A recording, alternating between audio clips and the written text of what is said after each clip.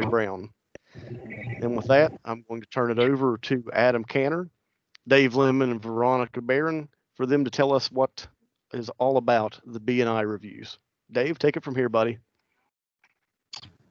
Buddy, you're a hard act to follow is all I'm going to say. Great job, Nathan, as always. Hi, I'm Dave Lemon. I'm with the Department of Ed. As Nathan was telling you, I'm a coordinator. Some of you have already met. I've only been here a little over a year. So just leading into today, the B&I Review Business Industry Review, and I'm going to touch on why it's important. So follow me here. As many of you know, this new educational initiative has been created to assist schools in implementing workplace environmental protocols. You can read the rest as it relates to simulated workplace and the importance of that. We'll go to this next. And again, save all your questions for the end, if you would. Just put those in the chat. And as I go into this, I'm kind of moving fast because, look, I recognize what time of year it is. Everybody's got a lot of things going on. And I thank you so much for spending a little bit of time here with us. So in order to accommodate you with information, you know, I want to be respectful of your time as well as we move through this presentation. B&I Review Initiative is something, you know, all of us are involved in as the coordinators. You'll see us in each program once every 3 years. Let me just say this, very impressed. As Nathan told you, I came in from the state police. I retired as a major there. And during my time, we went around, did inspections, and you know, we looked at everything on the detachments. Are they following policy, best practices? And you know, I can tell you by doing these numerous of those, you know, you could look out here, you knew who really got it, gang, and who was doing and working at that level which you were wanting.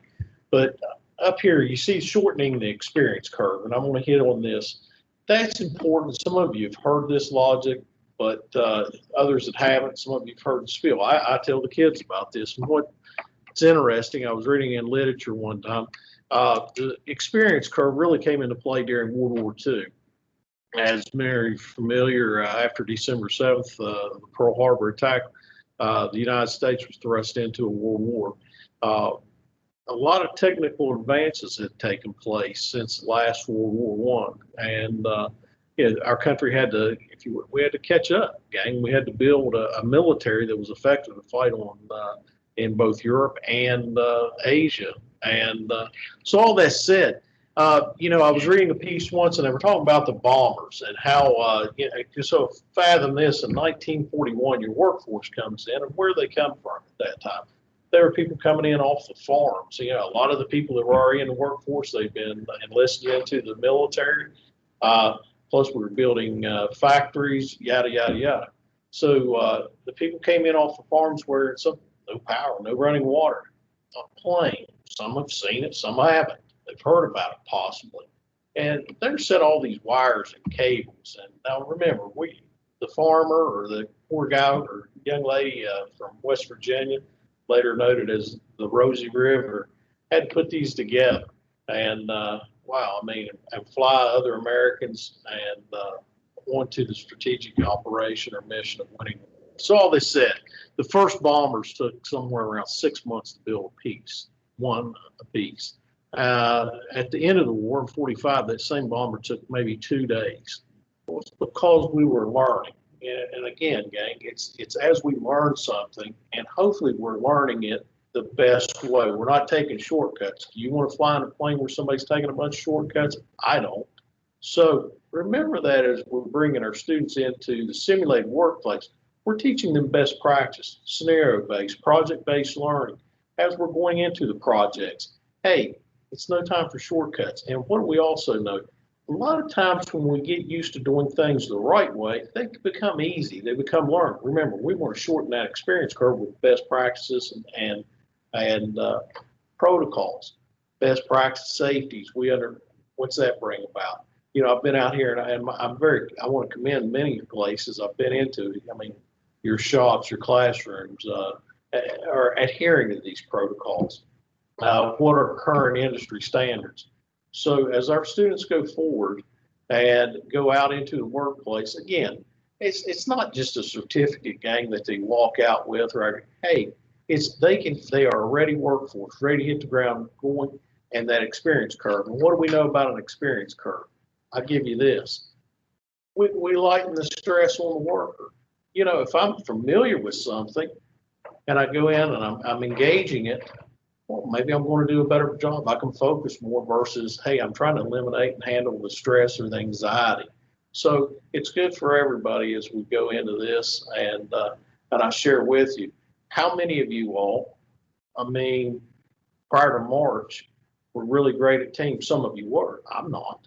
I can tell you, my experience has gotten much better. But if I would have been doing this in January, as some suggested, and anyhow, so I would have probably been better for it. So, I commend everybody out here, the educators, where we've came to in a short time, and the experience we've garnered during this. I mean, it's really opened the facet to best practices and more efficient and effective learning, hopefully going forward. But that's all I have. And at the end, I have the little cliche saying, but it's not just cliche. It speaks to it. Tell me and I forget. Teach me and I may remember. Involve me and I learn. And that's all I have. And I'm going to kick it on to Ms. Barrett.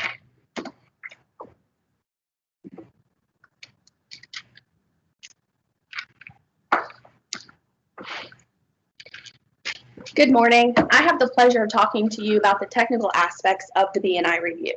So I'm going to start off with letting you know who is required to complete a B&I review this year. As you know on the list, the advisory committee or your advisory members are not listed, and they are not required to complete one this year. Just the administrators, instructors, students, and the WVDE coordinators. Now the WVDE coordinators will be completing their reviews electronically this year. So how is the best way to get to the B&I reviews? So I found the easiest way for me was to visit the simulatedworkplace.com and click on the B&I review button. It's the very first blue button in the list. And it takes you to this page, the first graphic on the screen, and it will show you two hyperlinks. The first hyperlink is to the electronic form, and this form can be completed on a computer, a mobile device such as a tablet or a cell phone. And then the second link is to a printable form. If you choose to go the route with the printable form, somebody will need to enter that into the electronic form online for the submission to count. Once you enter the electronic submission form, you have to complete the school, the program of study, and your role before the rest of the fields populate. If you notice, there are several programs of study listed. If any of them are ones that you are not currently offering, that's because the programs of study are on a 4-year cycle. For instance, if you stopped offering welding 3 years ago, welding will not go off your cycle until it's completed 4 years off your current programs of study. Once you select your role, if you select an administrator or an instructor, it'll ask you for a password. And this year's password is school. And that is so that we don't have students accidentally selecting an administrator or an instructor's role and completing questions that are related to those roles. One thing that is new that we are currently working on but haven't rolled out yet is that when you go to select your instructor or enter your instructor's name and email address, we are looking at trying to pre-populate the instructor's names or email addresses that are currently in our system. If they're not in the system, then you'll have the ability to enter them in manually and type them in. And then the last piece I want to talk to you about with the technical aspect of this is the administrator's email. We've had several calls about whether B&I reviews are being submitted because the administrators are not getting their confirmation emails.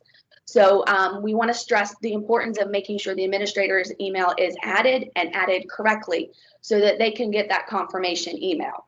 So once you get this part done, you hit submit, and it will take you through the questions. So once you've submitted the entire B&I review, how do you go about getting to your reports? Well, Mr. Cantor's here to help you with that.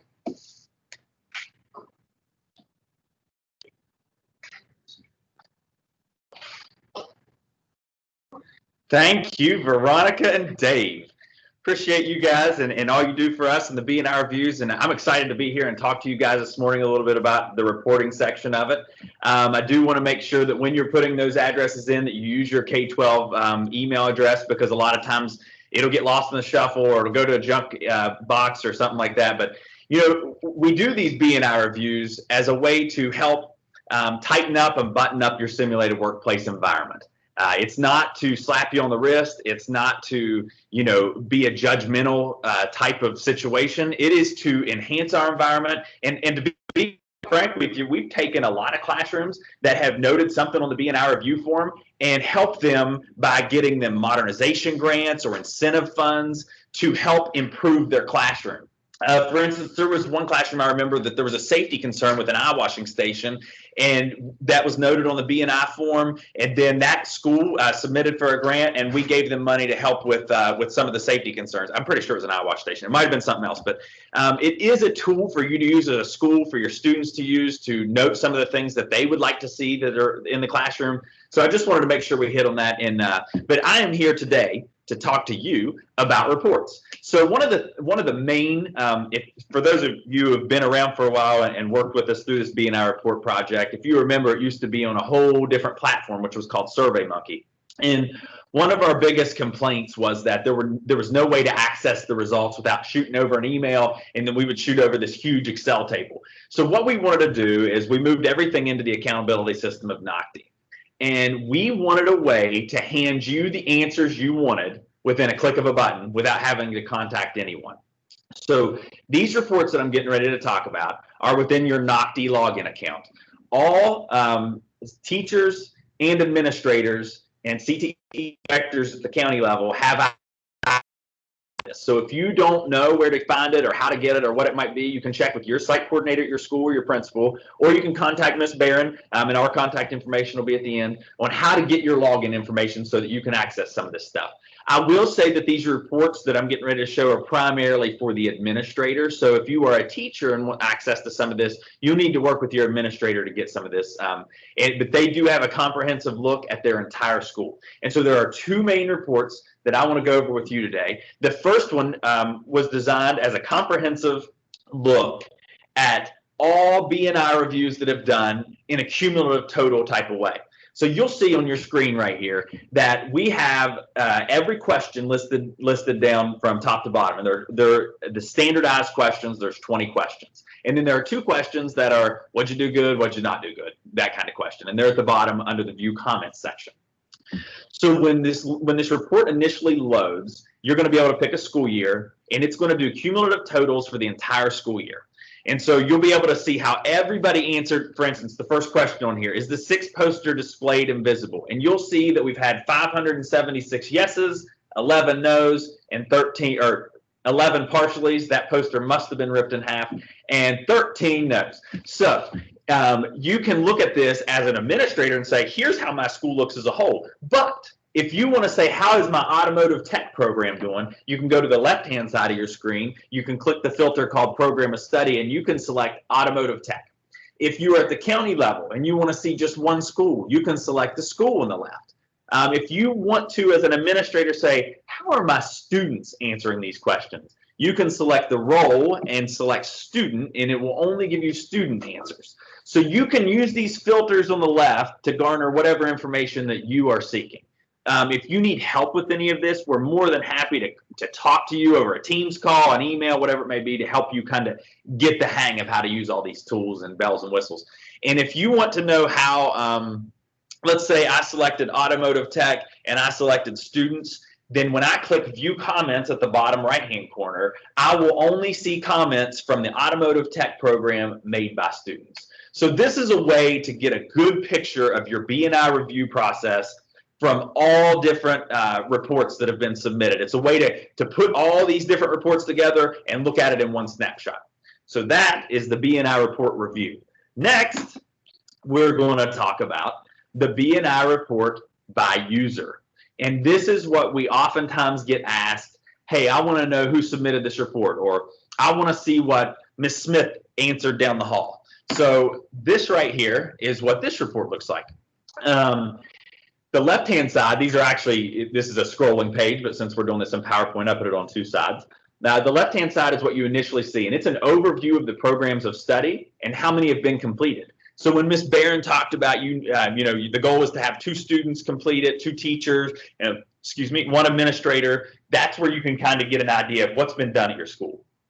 Then the second, or the right-hand side of your screen is if you scroll down, this is basically the answer to every single question by every user. So each user has one PDF page of their actual report that was submitted. So let's say that a teacher went in and forgot to put an administrator's email account in there to send them the results. Hey, no problem. The administrator can go into their Nocti login, click the B&I report by user, run the program, and they will have the actual report in a printable PDF that they can look at and check out.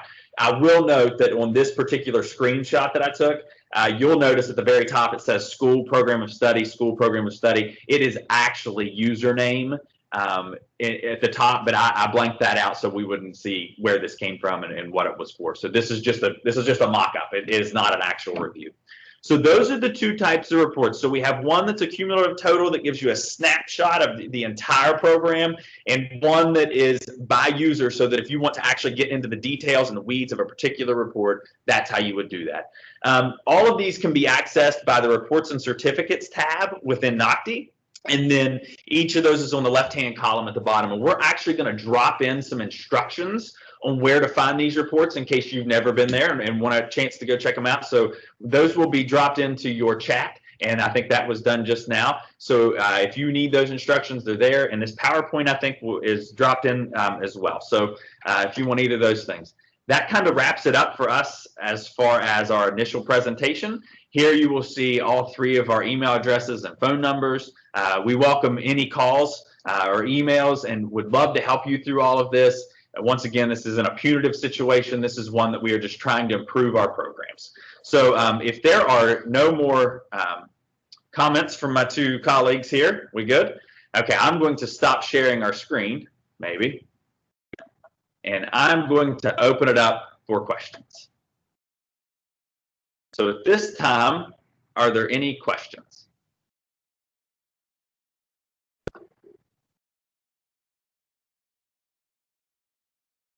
I'm not sure if we did a thorough job or if there have just been, if we have some sleepy participants. Adam, I'm going back through the chat and I don't see any questions coming through. Great. Well, that's a good thing. So we'll stay on here for just another minute to make sure there's no questions about the B&I reports. And if we don't get any on that, I'll stay on here another minute. We'll have the office hours for any other circumstances you might be facing at school. We know these are crazy times, and there's a lot to think through. So I'll leave it open just for a couple minutes longer on questions over the B&I review reports.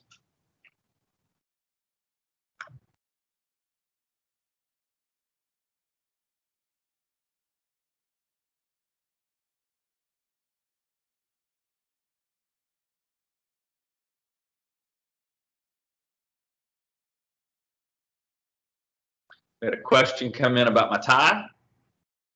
It is Raiders colors.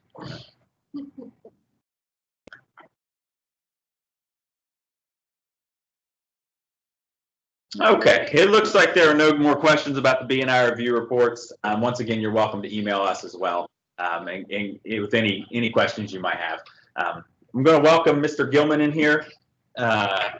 We are going to open this up for what we call office hours. We won't make you guys stay on here the whole time. So if you don't